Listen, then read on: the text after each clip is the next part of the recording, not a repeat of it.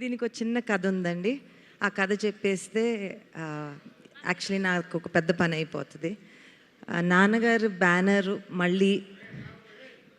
Banner మళ్ళీ SS creations అనే banner ఇంకో సినిమా తీయాలి, ఇంకో మంచి సినిమా తీయాలని ఎక్కడో మనసులో ఉండింది.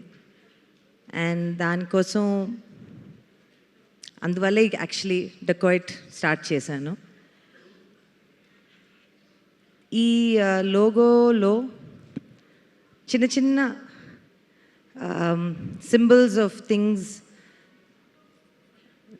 నాకు ఎంత ఇంపార్టెంటో అనేవి ఉన్నాయండి. మా తాతగారి పంచ, మా అమ్మమ్మ కుంకుమ, మా పాప పరిగెత్తే పాప, ముందు నడిపించే తాత, దాని వెనక మ్యూజిక్ గాయం నుంచి మా నాన్నగారు చేయించుకున్న మ్యూజిక్, ఇవన్నీ కూడగట్టి ఒక 15 సెకండ్స్లో మా కథ ఎలా చెప్పుకోవాలో అనుకున్నాను. అండ్ ఇది ఎప్పుడో ఈ సినిమా మొదలుపెట్టే ముందు ఒక లోగో చేయించుకోవాలి అని ఎన్నిసార్లు అనుకున్నాను ఇవన్నీ పెట్టుకుని. అది అప్పుడు మొదలైంది.